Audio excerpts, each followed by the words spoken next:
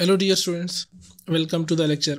इस लेक्चर में हम एक्सरसाइज नंबर 1.2 को सॉल्व करेंगे।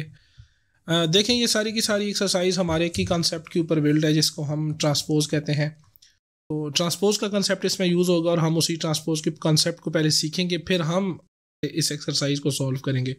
देखें, ये जो एक्सरसाइज है, इससे पास्ट पेपर्स की बात करें तो 2018 एंड 19 में एक एक नंबर का क्वेश्चन आता रहा है।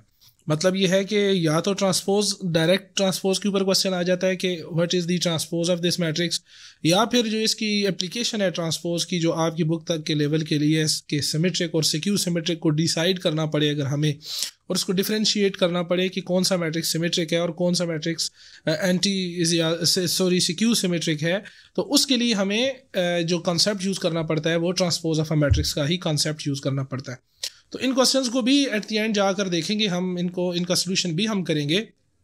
बट ये है कि हम सबसे पहले सीख लेते हैं कि किसी भी मैट्रिक्स का ट्रांसपोज कैसे लिया जाता है। ठीक है, देखें, सबसे पहले सपोज करें मेरे पास एक मैट्रिक्स है ए, जिसके अंदर एलिमेंट्स है लेट्स से 1, 2 एंड 4 एंड 5। ये मेरे पास इसके अंदर 4 एलिमेंट्स हैं। और अगर बात की जाए तो ये जो मेरे पास पहले एलिमेंट्स है 1 एंड 2, ये मेरे पास रो 1 है।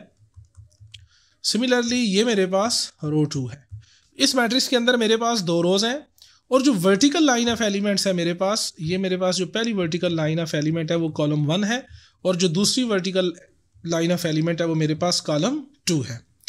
तो कुल मिलाकर के अगर ये बात की जाए तो मेरे पास इस मैट्रिक्स में 2 रोज हैं, जिसमें पहली रोज के एलिमेंट्स हैं मेरे पास 1, 2, और दूसरी रोज के एलिमेंट है 4 एंड 5।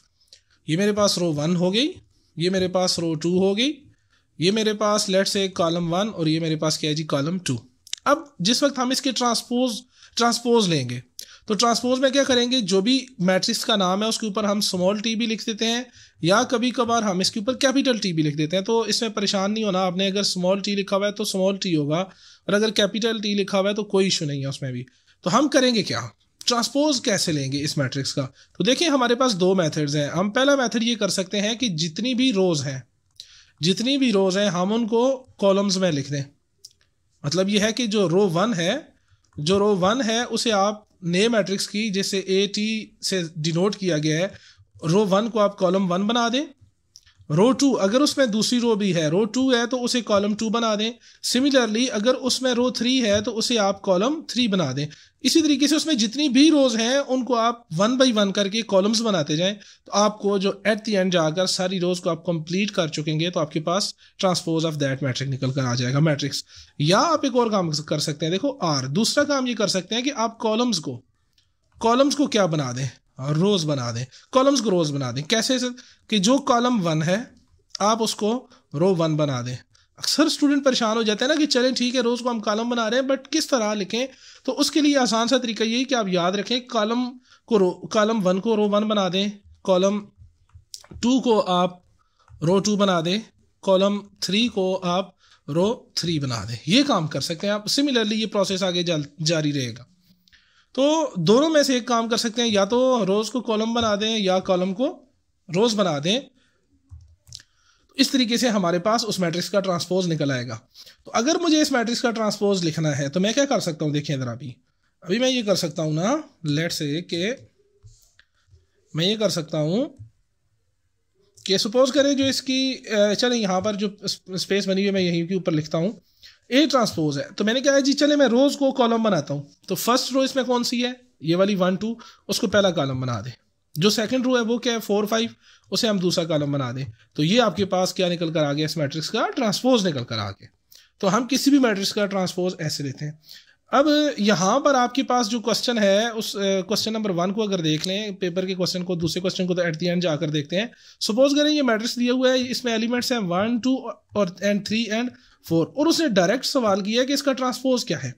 अगर मैं इसका ट्रांसपोज लूँ तो क्या निकल कर आएगा। तो वही काम है जो हमने अभी किया है, या तो रोज को कॉलम बना दें या कॉलम्स को रोज बना दें। इस दफा मैं कॉलम को रो बनाता हूँ। तो मतलब पहला जो कॉलम है 1, 3, उसे मैं पहली रो बना देता हूँ, और जो दूसरा कॉलम है 2, 4, मैं उसे दूसरी रो बना देता हूँ। तो ये मेरे पास इसका ट्रांसपोज निकल कर आ चुका है।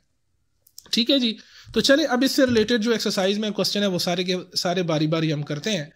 क्वेश्चन नंबर 1 कहता है find the transpose of the following matrix. इसमें कुछ 4-5 ऑप्शंस आपके पास इसके पार्ट्स दिए गए हैं, हम उनको बारी बारी सॉल्व करते हैं। तो पी मैट्रिक्स है, तो पी का ट्रांसपोज हमें चाहिए।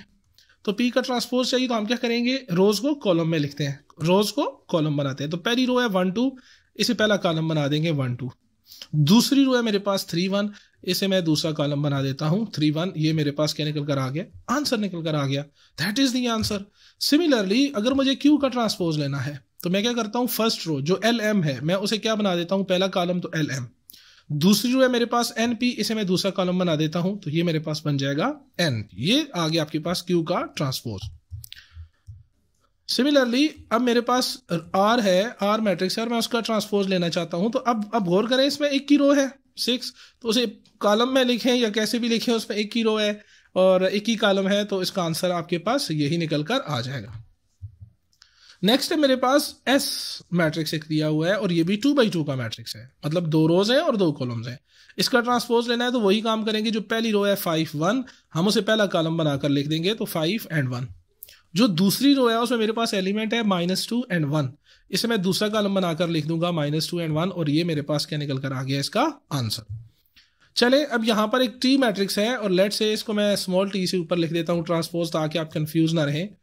अब इसमें भी वही काम करेंगे, जो पहली रो है पहला कॉलम बना देंगे। पहली रो है 6 7 8, 6 7 8 पहली रो है, मैं इसे पहला कॉलम बना देता हूं 6 7 8।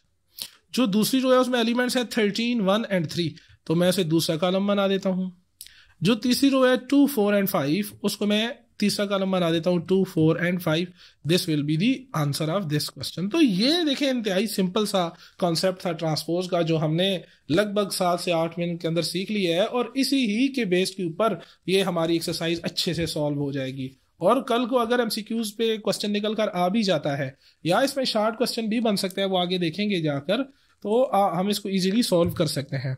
अब यहाँ पर पूछा है which of the following matrix are transpose of each other, कि जो नीचे 4 ऑप्शंस दी गई हैं, हमने इनमें से बताना है कि कौन सा मैट्रिक्स किसी दूसरे मैट्रिक्स का ट्रांसपोज है। मतलब हम देखेंगे कि ए का ट्रांसपोज क्या बी है, सी है या डी है, इस तरह हम बारी बारी इनको चेक करेंगे। अब गौर करें ना, अगर मैं ए का ट्रांसपोज लेता हूं, अगर मैं ए का ट्रांसपोज लेता हूं तो पहली रो को क्या बनना पड़ेगा, पहला कॉलम। पहली रो में एलिमेंट क्या क्या है, A1 A2, इसको पहले कॉलम में लिख देंगे A1 A2। दूसरी रो की बात करूं तो दूसरी रो में कितने एलिमेंट है, 2, B1 and B2, और इस तरीके से वो दूसरा कॉलम बन जाएगा B1 and B2। ये ट्रांसपोज आ गया। अब इसको बाकी जितने भी मैट्रिक्स हैं उनके साथ कंपेयर करके देख लेते हैं। अब इनके साथ कंपेयर करके देख लेते हैं। तो अगर मैं ए ट्रांसपोज को बी के साथ कंपेयर करूं तो मुझे नजर आ रहा है कि अगर देखें, अगर इक्वलिटी की बात करें ना, हमने इक्वल मैट्रिक्स की बात करते हैं ना, इक्वल मैट्रिक्स के लिए 2 कंडीशंस थी। हमने देखा है कि इक्वल मैट्रिक्स के लिए क्या होता है कि उनका ऑर्डर भी सेम होना चाहिए। सपोज करो एक मैट्रिक्स ए है तो उसका ऑर्डर और दूसरा जो मैट्रिक्स बी है जिसको हम कंपेयर कर रहे हैं, उन दोनों का ऑर्डर सेम होना चाहिए। और अगली बात यह है कि उनके जो करस्पॉन्डिंग एलिमेंट्स हैं, जो उनके करस्पॉन्डिंग एलिमेंट्स हैं वो भी क्या हो, सेम हो। अब करस्पॉन्डिंग एलिमेंट्स की क्या बात हो गई कि सपोज करें कि यहीं पर इसको देख लेते हैं। अब जैसे ए ट्रांसपोज है, हम इसको लेट से बी के साथ कंपेयर करना चाह रहे हैं। तो सबसे पहले अगर बात करूं मैं ऑर्डर ऑफ ए की, ऑर्डर ऑफ ए ट्रांसपोज की, तो ऑर्डर ऑफ ए ट्रांसपोज क्या हो गया, 2 रोज है तो 2 कॉलम, कितने हैं, 2 कॉलम है तो 2 by 2 इसका ऑर्डर है। और अगर मैं बी की बात करूं तो ऑर्डर ऑफ बी, ये भी मेरे पास कितनी है, 2 रोज है, देखिए रो 1 रो 2, ये मेरे पास 2 हो गया। और इसमें कॉलम्स कितने हैं, 1 and 2, और इसमें कॉलम भी तो 2 आ गए हैं। तो सिमिलरली अब इनके ऑर्डर तो सेम हो गए। यहां से क्या कंक्लूजन निकल कर आया मेरे पास कि order of A transpose is equal to order of B. अब हम इससे ये कंक्लूड नहीं कर सकते हैं, ये कंक्लूड तो नहीं कर सकते हम कि ए ट्रांसपोज और बी इक्वल है। अब हम उसकी दूसरी कंडीशन के ऊपर चलेंगे। ये पहली कंडीशन क्या हो गई है, ट्रू हो गई है, ठीक है।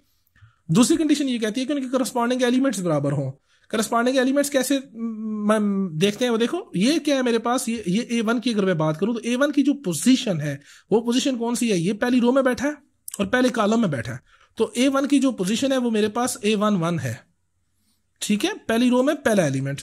अगर मैं B1 की बात करूं तो गौर करें तो ये पहली रो में दूसरा एलिमेंट है। तो इसकी जो चूंकि मैट्रिक्स का नाम A है तो इसकी जो पोजीशन बनेगी वो क्या बनेगी, A1 पहली रो का दूसरा बंदा, ऐसे आप समझ लो, पहली रो का दूसरा बंदा। सिमिलरली अगर मैं इन नीचे वाले एलिमेंट्स की बात करूं, इन नीचे वाले एलिमेंट्स की A2 की बात करूं तो देखें ये मेरे पास पहली रो है, ये कौन सी रो में बैठा है, ये दूसरी रो में बैठा है। A2, अब दूसरी रो का कौन सा बंदा है, पहले कि दूसरा, पहला बंदा है, तो इसकी पोजीशन क्या हो जाएगी A21। और अगर मैं इसकी बात करता हूं तो देखें दूसरी रो में बैठा है और दूसरा बंदा है, तो A22 इसकी पोजीशन बन गई। तो अब इनको कंपेयर करने का मतलब ही ये है। तो यहां पर ये जो कुल मिलाकर जो A11 है वो B11 के बराबर होना चाहिए। सिमिलरली A12 B12 के बराबर होना चाहिए, A13 B13 के बराबर होना चाहिए, और सॉरी A21 B21 के बराबर होना चाहिए, और A22 B22 के बराबर होना चाहिए। ये सारी बात है यहाँ पर। अब बारी बारी कंपेयर करते हैं। देखें अगर मैं A11 की बात करूं, A11 की मतलब पहली रो में पहला एलिमेंट वो मेरे पास A1 है, और अगर मैं B11 की बात करूं, B1 में मतलब पहली रो B मैट्रिक्स में पहली रो में पहला बंदा वो भी मेरे पास क्या है A11, ये आ गया। और दोनों में एलिमेंट क्या है A1 है, सेम है। सिमिलरली अगर मैं A12 की बात करता हूं, A12 मतलब पहली रो में दूसरा बंदा वो मेरे पास B1 है, और यहां पर देखो B11 की अगर मैं बात करूं तो B12 की बात करूं सॉरी, तो क्या हो गया पहली रो में दूसरा बंदा वो मेरे पास क्या B1, और गौर करें दोनों में क्या है B1। तो क्लियरली नजर मुझे आ रहा है, बाकी सारे एलिमेंट्स को भी मैं सेम करूंगा। देखिए ये ऐसे आपने इधर शो ऐसे नहीं करना, बस आप डायरेक्ट लिख लेंगे by comparing the matrices A C and B. हम कह देंगे यार कि अगर ये दो कंडीशन हमें वैसे भी देखने पर भी इक्वल हो रही है तो हम उनको इक्वल लिख देंगे, हमें इनको एक्सप्लिसिटली लिख कर बताने की जरूरत नहीं होगी, ठीक है। बट ये है कि चूंकि इक्वल का कंसेप्ट आया था, मैं उसको रिवाइज करवा रहा हूँ आपको, तो उसके लिए मुझे इसको थोड़ा सा एक्सप्लेन करना पड़ गया है। तो अब मैं क्या करूंगा, बाई कंपेयरिंग किस को बाई कंपेयर, मैं कंपेयर किसको कर रहा हूं भाई, A and A transpose, sorry B and A transpose.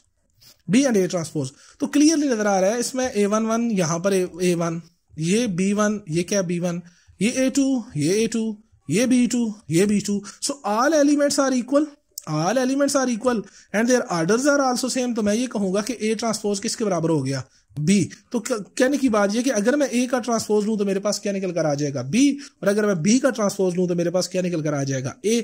तो मैं कहूंगा hence A and B are the transpose of each other. तो यहां से क्या निकल कर आ जाएगा, A and B are the transpose, TRANS, transpose of each other. ठीक, अब आते हैं दूसरे मैट्रिक्स की तरफ, सी मैट्रिक्स की तरफ। तो सी का ट्रांसपोज ले लेते हैं। तो पहली रो है -3 1 -1, इसे पहला कॉलम बना देंगे -3 1 एंड -1। जो दूसरी रो है 4 2 7, इसे दूसरा कॉलम बना देंगे 4 2 एंड 7। ये अब आ गया। अब इसको हम डी के साथ कंपेयर करते हैं। अब गौर कर लें, इसको अगर मैं ए के साथ कंपेयर करता हूं तो क्लियरली इसका ऑर्डर 2/2 है और इसका ऑर्डर 3 रोज है और 2 कॉलम है, तो इसका ऑर्डर 3/2 हो गया। क्लियरली इक्वल नहीं है, और ए और बी तो ऑलरेडी ट्रांसपोज है ईच अदर एक दूसरे के, तो वो भी ट्रांसपोज इसका नहीं हो सकता। तो अब इनको हम किसके, सी को डी के साथ कंपेयर कर लेते हैं। जब सी को डी के साथ कंपेयर करते हैं तो इसका ऑर्डर भी 3/2 है और इसका ऑर्डर भी कितना है 3/2। अब यहाँ का पहला एलिमेंट -3 और यहाँ पर भी पहला एलिमेंट अच्छा यहाँ पर 3 है, हो सकता है मैंने गलत लिखा हो। मतलब ये है कि मानकर चलते हैं यहाँ पर माइनस है, कुछ टाइम के लिए मानकर चलते हैं यहाँ पर माइनस है, तो ये भी -3 है, ये 4 है, ये भी मेरे पास 4 है, ये 1 है और ये भी मेरे पास 1 है, ये 2 है, यहाँ पर भी मेरे पास 2 है, ये -1 है, ये मेरे पास -1, ये 7 है और ये भी हमारे पास 7 है। तो मैं ये कहूंगा कि सी का ट्रांसपोज मेरे पास किसके बराबर निकल कर आ गया, डी के। अब सपोज करो लेट के, हो सकता है कि आपकी बुक में ये 3 ही हो और इसका जिस वक्त हमने ट्रांसपोज लिया है वो निकल कर आ गया था -3 1 एंड -1, और यहां से क्या निकल कर आएगा 4 2 एंड 7। मानकर चलो ऐसे है। अब देखो बाकी सारे एलिमेंट सेम है, ये सारे एलिमेंट्स करस्पॉन्डिंग एलिमेंट्स ये सारे के सारे आपस में क्या है, सेम है। सिर्फ ये एलिमेंट सेम नहीं है। अगर ऐसा होता तो अगर एक भी एलिमेंट सेम नहीं है ना, तो इसका मतलब है कि ये दो मैट्रिक्स आपस में इक्वल नहीं है। तो हम ये कहेंगे कि C transpose is not the transpose of D. तो ये बात हम कर लेंगे। चलिए नेक्स्ट क्वेश्चन की तरफ चलते हैं। क्वेश्चन नंबर 3 ये कहता है which of the following matrix are symmetric. तो देखिए सिमेट्रिक मैट्रिक्स के लिए हमारे पास एक डेफिनेशन होती है। सपोज करें मेरे पास जो सिमेट्रिक मैट्रिक्स होता है ना, वो क्या होता है, देखिए सबसे पहले जो सिमेट्रिक मैट्रिक्स है ये क्या चीज है, ये आपके पास जो स्क्वायर मैट्रिक्स की एक टाइप है, स्क्वायर मैट्रिक्स की एक खास टाइप है। तो तो पहली बात यह कि जब भी आपके सामने मैट्रिक्स आ जाए और पूछा जाए कि ये सिमेट्रिक है या नहीं, तो आप फौरन से अपने पास से ये क्वेश्चन करेंगे, ये देखेंगे कि क्या ये स्क्वायर भी है या नहीं। अगर तो वो स्क्वायर मैट्रिक्स है तो हम आगे कंटिन्यू करेंगे, अगर वो स्क्वायर नहीं हुआ तो हम कहेंगे नहीं भाई, हम इससे आगे जाते ही नहीं है, as this matrix is not a square matrix, so how it is possible for this matrix to be a symmetric. क्योंकि सिमेट्रिक मैट्रिक्स के लिए शर्त यह है कि वो स्क्वायर होना चाहिए, स्क्वायर होना चाहिए। Symmetric matrix is the type of A square matrix. तो अब होगा क्या, ये ऐसा मैट्रिक्स होता है कि अगर उसका ट्रांसपोज लें, अगर उसका हम क्या लें, ट्रांसपोज लें। सपोज करें मेरे पास एक ए स्क्वायर मैट्रिक्स गिवन है और अगर मैंने उसका ट्रांसपोज लिया और ये कल को ये दोनों इक्वल निकल कर आ गए, ए और उसका ट्रांसपोज या बी और उसका ट्रांसपोज, या जो भी गिवन मैट्रिक्स है वो और उसका ट्रांसपोज अगर इक्वल निकल कर आ गए, तो वो दोनों मैट्रिक्स क्या हो जाएंगे, आपस में सिमेट्रिक मैट्रिक्स हो जाएंगे, वो मेरे पास से सिमेट्रिक मैट्रिक्स हो जाएंगे। ये डेफिनेशन एक छोटी सी, हम इसको लेकर चलेंगे तो क्लियरली नजर आ रहा है कि मेरे पास ये जो क्वेश्चन है, ए जो है वो 5 - 7 - 1 एंड 5 और इसका ऑर्डर 2/2 है और ये स्क्वायर मैट्रिक्स है। तो सबसे पहले इसका ट्रांसपोज ले लेते हैं। तो जब इसका मैं ट्रांसपोज लूंगा तो पहली रो क्या है, 5 - 7, इसे पहला कॉलम बना दो, 5 - 7। जो दूसरी रो है वो दूसरा कॉलम बन जाएगा। ये अब क्या करता हूं, बाई कंपेयरिंग, अब हम इनको जरा मैदान में ले आते हैं और कहते हैं भाई आओ जरा कंपेयर कर लेते हैं आपको। अगर आप लोग बराबर निकल आए तो हम आपको ये कहेंगे कि आप सिमेट्रिक हैं, और अगर बराबर ना निकल कर आए तो हम कहेंगे कि आप सिमेट्रिक नहीं है। चले by comparing order of A is equal to 2/2, order of A transpose is equal to 2/2। This implies order of A is equal to order of A transpose. इधर तक तो बात सही हो गई है, जो पहली कंडीशन थी वो तो ट्रू हो गई है। नाउ अब जो इनके करस्पॉन्डिंग एलिमेंट्स हैं वो देख लेते हैं। करस्पॉन्डिंग एलिमेंट्स, तो ये मेरे पास क्या है 5 और ये मेरे पास क्या है 5, सही हो गया जी। इसका मतलब क्या हो गया कि A11 is equal to, let's say A transpose को मैं AT11 कह देता हूं और ये मेरे पास कितना है जी 5, ठीक हो गया। चले अब नेक्स्ट एलिमेंट को देखते हैं, लेट्स से A12 की बात करते हैं, मतलब ये जो दूसरा एलिमेंट है पहली रो में, दूसरा एलिमेंट A12, और वो मेरे पास किसके बराबर है -7 के। बट अगर मैं इस एलिमेंट को देखूं, मतलब A ट्रांसपोज का जो एलिमेंट 1 2 वाला है वो मेरे पास तो -1 है और ये दोनों आपस में इक्वल नहीं है, तो मैं ये क्या कहूंगा कि A11 is not equal to A transpose वाला जो मैट्रिक्स है उसके 1 2 वाले एलिमेंट के। दिस इंप्लाइज कि A is not equal to A का ट्रांसपोज, और अगर A बराबर नहीं है A ट्रांसपोज के तो मैं ये कहूंगा कि A is not a symmetric matrix. तो A यहां पर मेरे पास सिमेट्रिक मैट्रिक्स नहीं है। क्लियर हो गया, इतनी सी बात आपको समझ आ गई है, सिमेट्रिक मैट्रिक्स की बात कर रहे हैं। तो चले अब नेक्स्ट क्वेश्चन की तरफ चलते हैं। कहता है कि which of the following matrix are symmetric. तो अगेन वही काम कर लेते हैं हम कि जो मेरे पास बी मैट्रिक्स है पहले मैं इसका ट्रांसपोज ले लेता हूं। तो पहली रो को पहला कॉलम बनाएंगे तो पहली रो है -1 2 और इसके ये हो जाएगी -1 and 2, और दूसरी रो है 2 3, इसको मैं दूसरा कॉलम बना दूंगा तो ये क्या बन जाएगा 2 3। अब मैं कंपेयर कर लेता हूं, किस किस को कंपेयर कर रहा हूं, बी और बी के ट्रांसपोज को। तो क्लियरली नजर आ रहा है कि बी मेरे पास एक स्क्वायर मैट्रिक्स है और बी ट्रांसपोज भी मेरे पास एक स्क्वायर मैट्रिक्स है और दोनों का ऑर्डर 2/2 है। अब करस्पॉन्डिंग एलिमेंट्स की बात करता हूं तो चूंकि यहां पर मैट्रिक्स अब बी आ चुका है तो B11 मतलब बी मैट्रिक्स का पहली रो का पहला एलिमेंट वो बराबर होना चाहिए किसके, जो बी ट्रांसपोज वाला जो मैट्रिक्स है और उसका एलिमेंट क्या 1 1, और देखा जाए तो दोनों किसके बराबर है -1 के। सिमिलरली अगर मैं बी मैट्रिक्स के पहली रो के दूसरे एलिमेंट की बात करूं और बी ट्रांसपोज के पहले रो के दूसरे एलिमेंट की बात करूं तो ये दोनों भी आपस में क्या है, बराबर है, और दोनों किसके बराबर है 2। सिमिलरली अगला नेक्स्ट एलिमेंट 2 है और ये भी मेरे पास क्या निकल कर आया 2, और ये मेरे पास 3 था और यहां पर भी क्या निकल कर आ गया 3। तो मैं ये कहूंगा कि B13 is equal to B transpose of 1 3 और ये मेरे पास 2 again, and B14 is equal to B transpose of 1 4 is equal to 3। This implies every corresponding elements are same। पहली कंडीशन भी क्लियर हो गई, दूसरी कंडीशन भी क्या हो गई, ट्रू हो गई। इसका मतलब है कि this implies B is equal to B का ट्रांसपोज। और अगर ये हो जाए कि बी और बी का ट्रांसपोज बराबर हो जाए तो मैं क्या कहूंगा, बी इज सिमेट्रिक मैट्रिक्स। तो बी मेरे पास सिमेट्रिक मैट्रिक्स हो जाएगा। यहां से ये कंक्लूड कर लिया हमने। तो चले नेक्स्ट मैं उसकी तरफ। तो यहां पर एक चीज और भी आपको बताता चलूं कि अगर मेरे पास सपोज करें ये एमसीक्यूज आ गया तो मैं इतना प्रोसेस तो करने से रहा, तो सीधी सी बात है अब दो चीजें देखा करें। पहली चीज ये देखें सिमेट्रिक मैट्रिक्स के लिए, पहली चीज ये देखें कि वो मैट्रिक्स जिस मैट्रिक्स के बारे में पूछ रहा है वो स्क्वायर हो। दूसरी चीज ये देखें कि जो ऑफ डायगोनल एलिमेंट्स हैं, जो ऑफ डायगोनल एलिमेंट्स हैं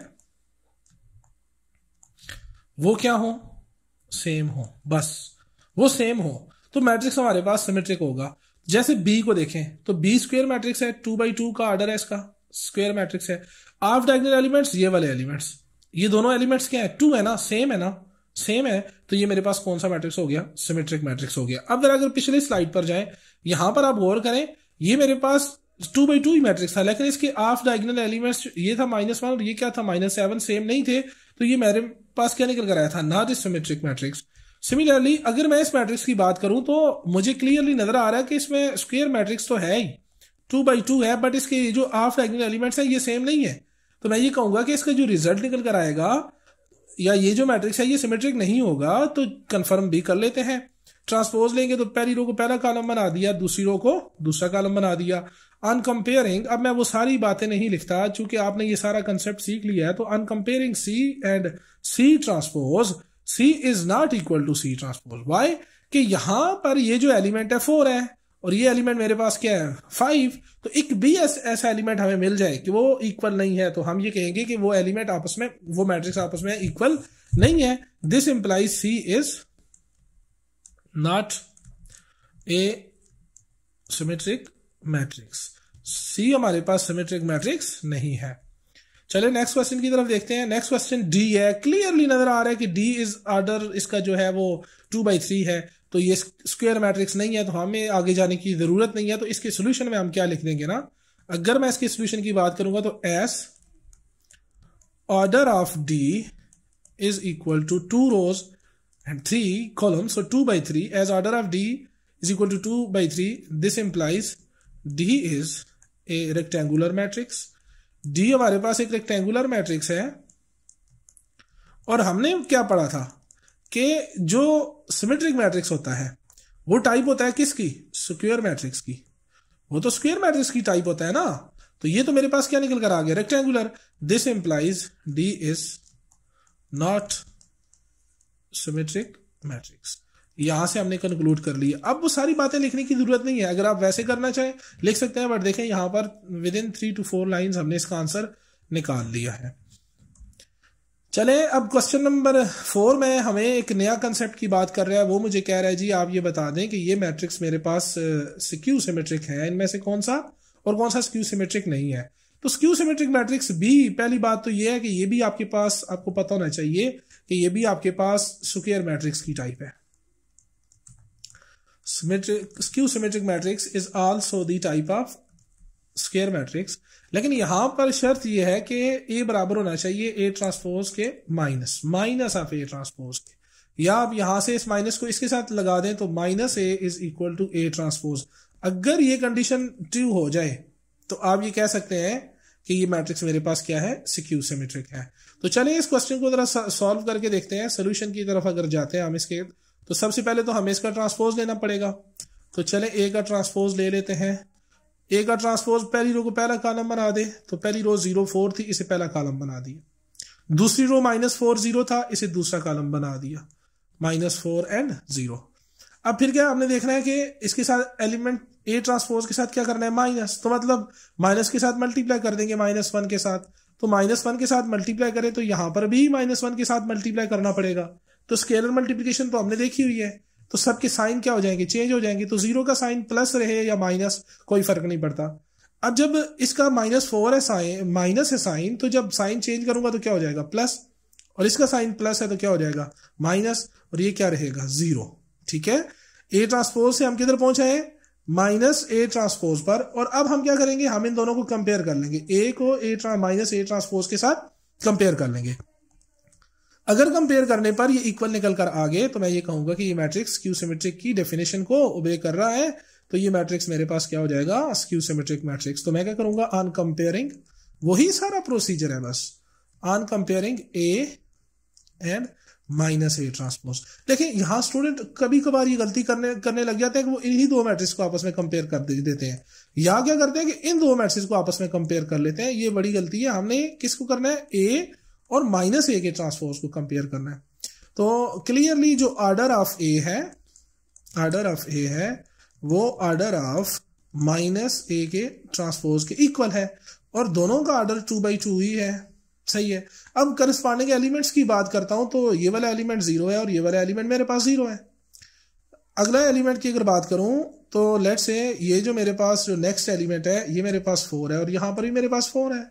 नेक्स्ट एलिमेंट मेरे पास -4 है और यहां पर भी -4 है, और ये 0 है और ये क्या है, 0 है। And corresponding elements are equal, and as corresponding elements equal, this implies A is equal to minus A transpose, और जब ये ट्रू हो जाए तो हम ये कहेंगे this implies A is skew symmetric matrix। ये हमारे पास स्क्यू सिमेट्रिक मैट्रिक्स है। बहुत सिंपल सा क्वेश्चन था, स्क्यू सिमेट्रिक मैट्रिक्स की हमने डेफिनेशन को यूज कर लिया। नेक्स्ट क्वेश्चन को सॉल्व करने से पहले हम एक ट्रिक के साथ उसको सॉल्व करने की कोशिश करते हैं और देखते हैं कि यहाँ पर क्या हमारी कोई ट्रिक है। जैसे हमने सिमेट्रिक मैट्रिक्स को, स्क्यू सिमेट्रिक मैट्रिक्स के लिए पहली शर्त तो वही होनी चाहिए कि मैट्रिक्स को क्या होना चाहिए, स्क्वायर होना चाहिए। जो मेन डायगोनल के एलिमेंट्स हैं वो सारे के सारे 0 हों, और जो ऑफ डायगोनल है वो उसके ऊपर जो एलिमेंट्स हैं वो एक दूसरे के एडिटिव इनवर्स हों। एडिटिव इनवर्स हो मतलब यह है कि अगर एक एलिमेंट 2 है तो दूसरे पर बैठा हुआ एलिमेंट -2 होना चाहिए। अगर एक पर बैठा हुआ एलिमेंट -5 है तो दूसरे में एलिमेंट क्या होना चाहिए, 5। अगर इधर 1/2 बैठा हुआ है तो दूसरा एलिमेंट क्या होना चाहिए, उसके सामने वाला एलिमेंट -1/2। यहां पर देखें आप जरा, पहली बात स्क्वायर मैट्रिक्स है, हाँ इसका ऑर्डर 2/2 है, स्क्वायर मैट्रिक्स है। दूसरी बात की जो मेन डायगोनल है वो ये वाला मेन डायगोनल, ये सारे का सारा क्या है, 0 है। दूसरी बात भी ओके हो गई है, पहली बात भी ओके हो गई है। नेक्स्ट के हमारे ये जो एलिमेंट्स हैं ये ऑफ डायगोनल के एलिमेंट्स, ये एक दूसरे, इनकी न्यूमेरिकल वैल्यू तो सेम हो बट क्या इनका साइन डिफरेंट हो। तो इसका साइन माइनस में और इसका साइन क्या है, प्लस, मतलब एक -5 है और दूसरा क्या है, +5। तो तीसरी बात भी पूरी हो गई है। तो ये स्क्यू सिमेट्रिक मैट्रिक्स होना चाहिए इसको। बट चलिए अब इसको सॉल्व करके देख लेते हैं। तो सबसे पहले बी का ट्रांसपोज लेते हैं। जिस वक्त मैं बी का ट्रांसपोज लूंगा तो पहली रो 0 - 5 को मैंने पहला कॉलम बना दिया, और दूसरी रो 5 0 थी तो मैंने इसे दूसरा कॉलम बना दिया। नेक्स्ट स्टेप में हम क्या करते हैं कि बी के साथ जो ट्रांसपोज लिया उसके साइन चेंज कर देते हैं। हमने ये तो करना होता है ना कि b is equal to -b transpose हमने शो करना होता है। तो यहाँ पर ये क्या हो जाएगा, 0 +5 की जगह -5 और -5 की जगह +5 और ये 0। अब हम इन दो को कंपेयर कर लेते हैं। क्लियरली दोनों का ऑर्डर 2/2 है। और अगर करस्पॉन्डिंग एलिमेंट्स की बात करूं तो पहला एलिमेंट 0, यहाँ पर भी 0। पहली रो में दूसरा एलिमेंट -5, यहाँ पर भी -5। दूसरी रो में पहला एलिमेंट 5, यहाँ पर भी 5। दूसरी रो का दूसरा एलिमेंट 0 और यहाँ पर भी क्या है, 0। So as order of both matrices, दोनों मैट्रिसेस के order of both matrices as well as corresponding elements are same या equal है। this implies B is skew symmetric matrix। B हमारे पास skew symmetric matrix है। ये एक छोटा सा क्वेश्चन था। नेक्स्ट क्वेश्चन की बात करें। अब आप जरा इसको ट्रिक के हिसाब से देखें तो स्क्वायर मैट्रिक्स है, दूसरी डायगोनल एलिमेंट 0 है, ठीक। तीसरा क्या होना चाहिए था, ऑफ डायगोनल एलिमेंट्स एक दूसरे के एडिटिव इनवर्स हो, मतलब उनको प्लस करने पर आंसर 0 आए। यहाँ पर दोनों के साथ साइन सेम है तो तीसरी शर्त यहाँ पर फेल हो रही है ना, तो ये स्क्यू सिमेट्रिक मैट्रिक्स नहीं होगा। बट अगर मैं इसको देखूँ तो ये सिमेट्रिक मैट्रिक्स है ना। हम उसमें क्या कर लेते हैं, देखते हैं कि इसके ये ऑफ डायगोनल एलिमेंट सेम है और सेम हो जाए तो वो सिमेट्रिक मैट्रिक्स है। तो चले अब इसको प्रूफ भी कर लेते हैं। ट्रांसपोज लेंगे तो पहली रो 0 7 है, पहला कॉलम बन गया। दूसरी रो 7 0 है तो दूसरा कॉलम बन गया। चलो अब इनके साइन चेंज कर देते हैं। साइन चेंज करने की बारी पर ये 0, ये +7 से -7 1 बैठा, ये +7 से ये भी -7 और ये 0। अब जरा इनको कंपेयर कर लेते हैं। आर्डर जो है दोनों का सेम है, आर्डर ऑफ सी और आर्डर ऑफ सी का ट्रांसपोज दोनों मेरे पास क्या है 2/2। बट अगर मैं इसके एलिमेंट की बात करूं, मैं ये वाला एलिमेंट की बात करूं C12 मतलब पहली रो का दूसरा एलिमेंट, वो बराबर नहीं है किसके, इसके, मतलब C ट्रांसपोज के कौन से एलिमेंट 1 2। तो मैं ये कहूंगा कि C बराबर नहीं है -C ट्रांसपोज के। इसका मतलब क्या हो गया कि C is not skew symmetric. C जो है वो स्क्यू सिमेट्रिक मैट्रिक्स नहीं है। नेक्स्ट को देख लेते हैं। आप वही काम करते हैं भाई, सबसे पहले D का ट्रांसपोज कर लेते हैं। तो D का ट्रांसपोज करेंगे तो पहली रो 0 3 2 है, पहला कॉलम बन गया। दूसरी रो -3 0 1 है तो दूसरा कॉलम बन गया -3 0 1। तीसरी रो है -2 -1 और 0, उसे तीसरा कॉलम बना दिया। साइन चेंज कर लेते हैं जरा। साइन चेंज करेंगे, ये 0 ये +3 हो जाएगा, ये +2 हो जाएगा, ये -3 0 ये +1 हो जाएगा, ये -2 -1 और 0 हो गया। अब इनको कंपेयर करें।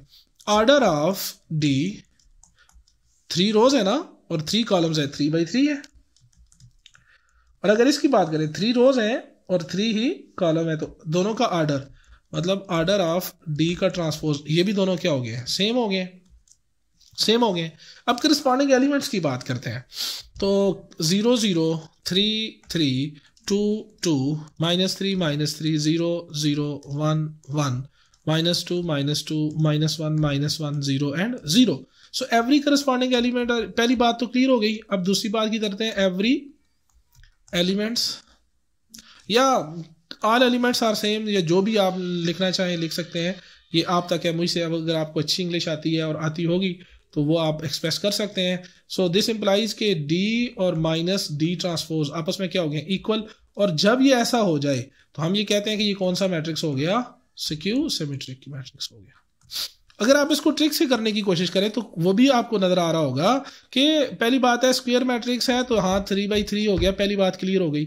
दूसरी बात अगर मैं डायगोनल को देखूं तो मेन डायगोनल यहां से लेकर यहां तक का वो सारे के सारे एलिमेंट्स क्या है मेरे पास 0 है, तो दूसरी बात भी क्लियर हो गई है। तीसरी बात की जो ऑफ डायगोनल एलिमेंट्स हैं वो क्या होने चाहिए, एक दूसरे के एडिटिव इनवर्स। अब ये पहला ऑफ डायगोनल का पेयर है 3 और -3 बिल्कुल है।